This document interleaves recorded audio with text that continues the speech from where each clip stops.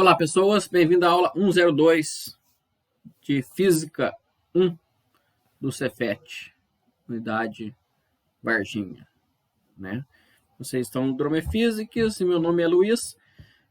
Hoje nós vamos falar sobre escalares e vetores, tá ok? Então, o que são escalares e o que são vetores, né? De fato, na física, né, essas duas grandezas aparecem com bastante frequência, né? Então a gente pode descrever da seguinte forma, né? Uma grandeza física será escalar se ela depender somente de sua intensidade ou o seu módulo, né? Então vamos colocar isso aí. Uma grandeza física será escalar se depender somente de sua intensidade ou seu módulo, né? Então, por exemplo, né? O tempo é uma grandeza escalar, né? Se eu falo para vocês da seguinte forma, a seguinte frase, né? Vai ter futebol, né, na televisão às 14 horas, né? Então, isso já é suficiente para você saber que às 14 horas tem futebol, né? Se eu falo assim, que hora que é agora? Agora é 15h45, né? Acabou o problema. Você fala assim, pô, tá muito frio hoje, qual que é a temperatura? Tá 4 graus, né? Então, a temperatura também é uma grandeza escalar, né? Então, nas grandezas escalares, se você consegue só dar o número, né? E isso fizer total sentido, ela é escalar. Então, exemplo, tempo, temperatura, comprimento, tá? Aqui tem uma coisa bem interessante. O comprimento é uma grandeza escalar, ainda que distância, posição não sejam, né, escalar. Por quê? Né? Pensa o comprimento da caneta. Qual é o comprimento da caneta? 20 centímetros. O comprimento acabou. Não importa se ela está assim, sabe?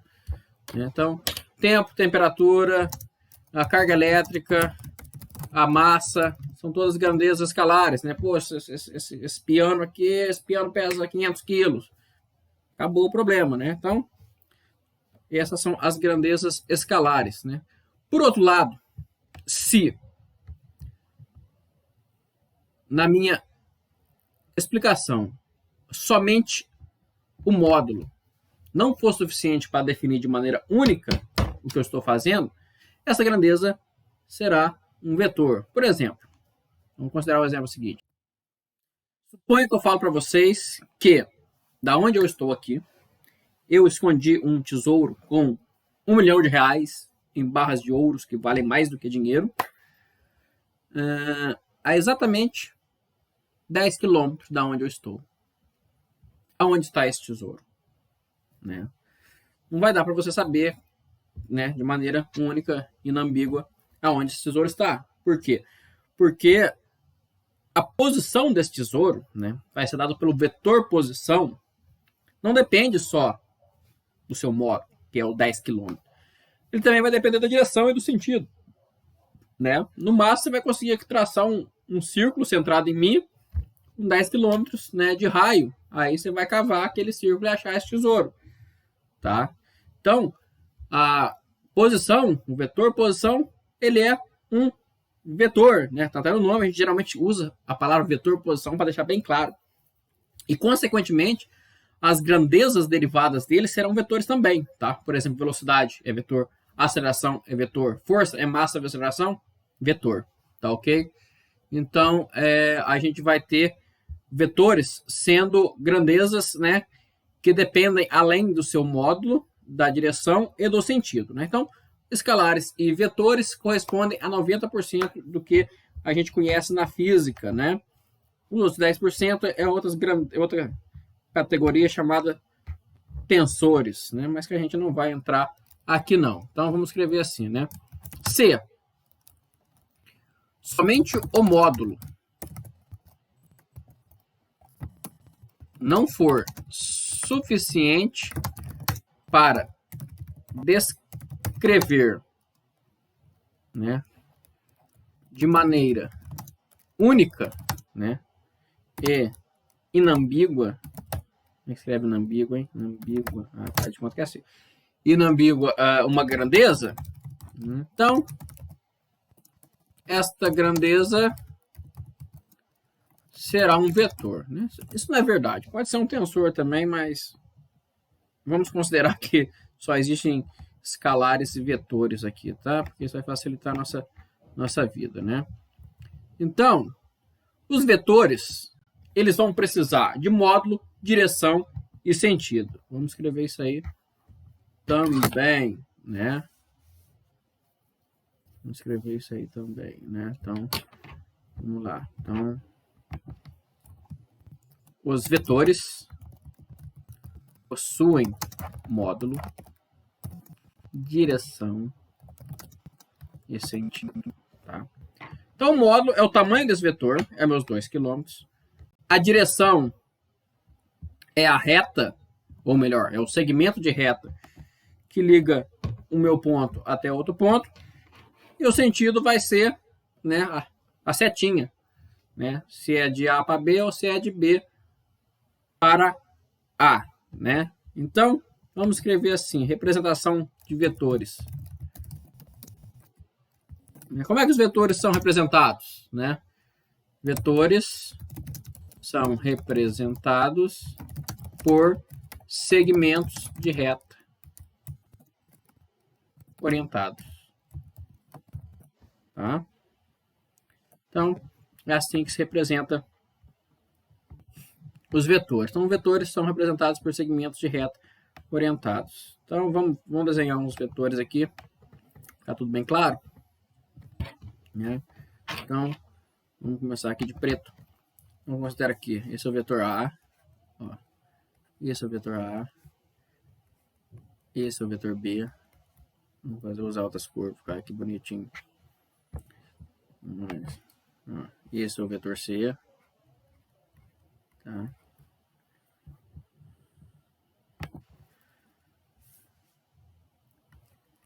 Esse é o vetor D. Né? Então, esses são os vetores, né? Esse aqui é o vetor F. Então, esses são os vetores. O que a gente pode tirar disso aqui, né? Vamos pegar esse vetor F que está grandão aqui. Então, aqui está, né, esse tamanho aqui é o meu módulo, tá? Posso fazer uma escala e falar que isso equivale a 1 metro, por exemplo, né? Isso aqui é a minha direção. Essa direção pode ser considerada horizontal, tá? Ou leste-oeste. E o sentido? O sentido está representado pela seta, tá? Então, ficou ruim isso aqui, né? Então, esse aqui é o sentido, tá?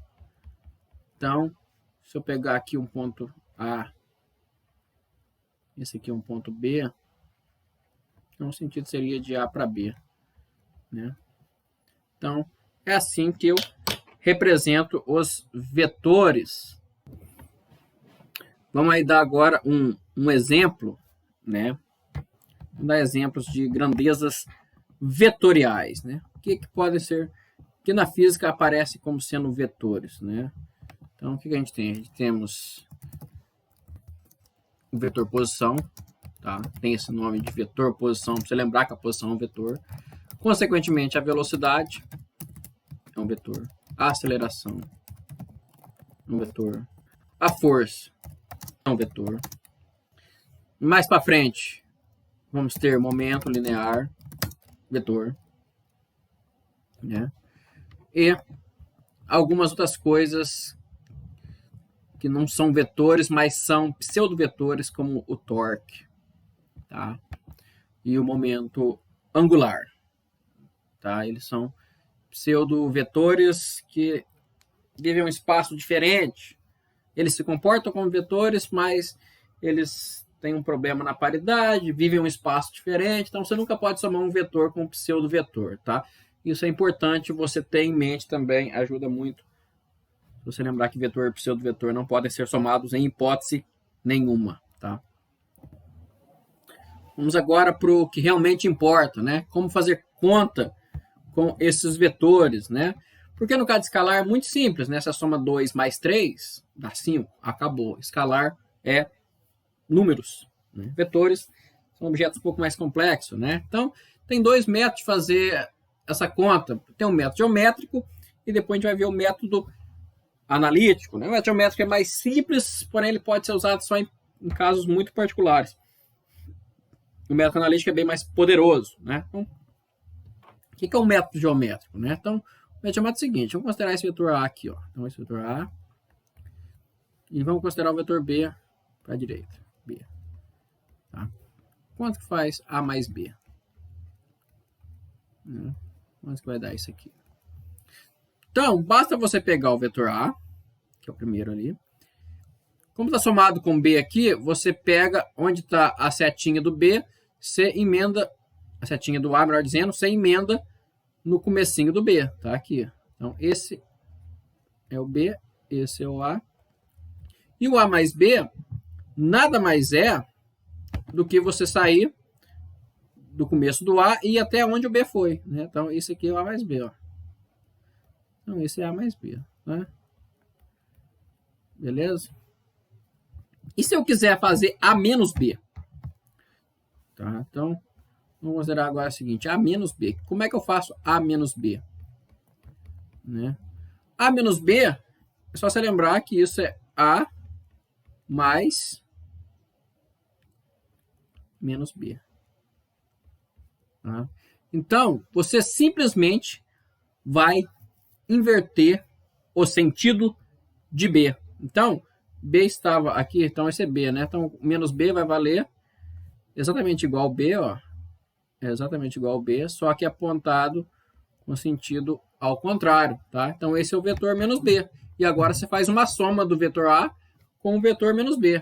Tá? Então, esse é o vetor A. Esse é o vetor menos B. Tá? Então, A menos B vai ser dado, né, por isso aqui. Então, esse é o vetor A menos B. Beleza? Então, esse é o método geométrico, tá? Ele não é um método muito poderoso. Vamos botar aqui para vocês poderem copiar, né? Se vocês quiserem copiar. Então, vocês pausem o vídeo aí, copiem o que é o método geométrico. Vamos agora para o método analítico, tá? O método analítico mais poderoso. Então, vamos lá. Vamos considerar o mesmo vetor A aqui, né? No método analítico, vamos ver o que a gente faz com ele, né? Considera esse vetor A aqui. Como que a gente pode representar esse A analiticamente? Ele vai ser dado por um A, que não é vetor, né? Só um módulo desse A chapéu. Tá? O que é esse A chapéu aqui? A chapéu é o versor. Tá? O que significa um versor? Um versor é um vetor unitário. Tá?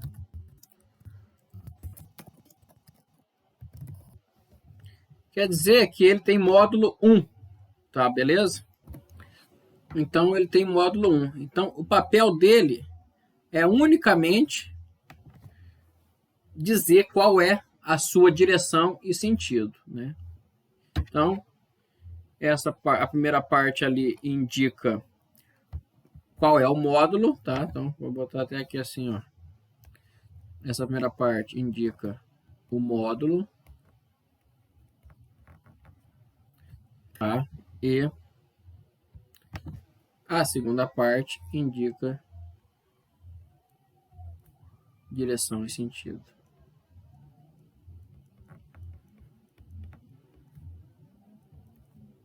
Tá, beleza? Então, é assim que a gente escreve analiticamente o vetor A, tá? Claro, agora falar do A chapéu é um pouco complicado, né? Mas, pô, mas que raio que esse A chapéu aí, né? Tem um jeito mais fácil, né? Escrever ele, que é se eu puder decompor ele em uma base ortonormal, né? O que é uma base ortonormal? Uma base que é perpendicular, entre os componentes da base são perpendiculares entre si, e cujo a projeção de cada uma dessas bases é um vetor normal, um versor, né? Então é, por exemplo, a base XY que a gente conhece, a geometria analítica, né? Porque o X e o Y são perpendiculares, igual você pode ver aqui, faz 90 graus, não vou desenhar para não estragar. E quais são os componentes da base? I chapéu, J chapéu. Módulo de chapéu igual ao módulo de J chapéu, que é igual a 1, né? Então, considere que eu tenho um vetor A aqui, ó. Então é o mesmo vetor A ali, só que agora ele está no meu plano cartesiano, tá? Como que eu represento esse vetor A? Então, esse meu vetor A aqui, ele vai ser dado por um AX na direção Y, mais um AY na direção J, tá? E quanto que vale o AX e o AY, tá? O AX e o AY, ele vale as projeções em cada uma da minha base ortonormal. Então, isso aqui, ó, é o meu AX, né? O AX, tanto o AX quanto o AY, são componentes. Então, as componentes se comportam como escalares, tá? Então, e esse aqui é meu AY. Beleza. E quanto vale, né, o AX e o AY, né? Então, para achar esses valores, eu também preciso aqui, ó, desse ângulo θ aqui, tá? O que é o ângulo θ? O ângulo θ é o ângulo... Vou fazer o seguinte, vamos digitar que é melhor, né? O que é o ângulo θ? É o ângulo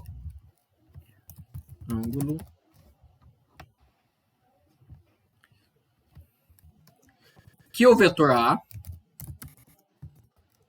né?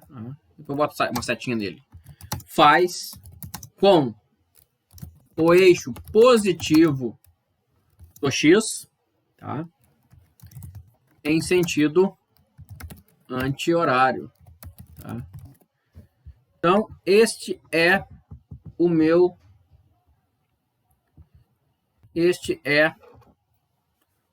ângulo θ, tá? Se eu definir o ângulo θ desse jeito, ele fica sempre de maneira inambígua, né?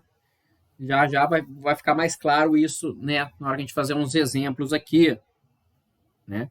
Então, é o ângulo que o vetor A faz com o eixo positivo, né? Então, eu posso simplesmente achar meu AX e meu AY decompondo o meu vetor A em relação aos eixos X e Y, ou em relação à minha base, né? Para ser mais preciso, né? Então,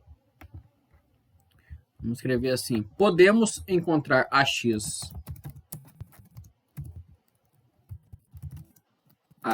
e AY, né?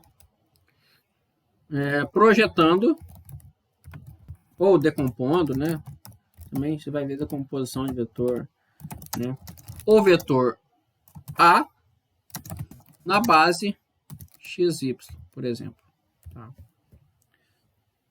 Então, é assim que a gente consegue achar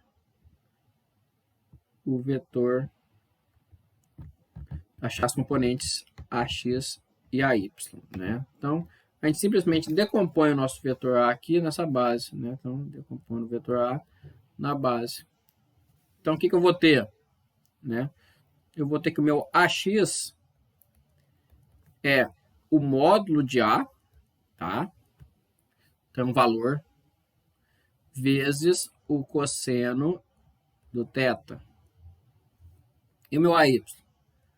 AY é módulo de A vezes o seno do θ.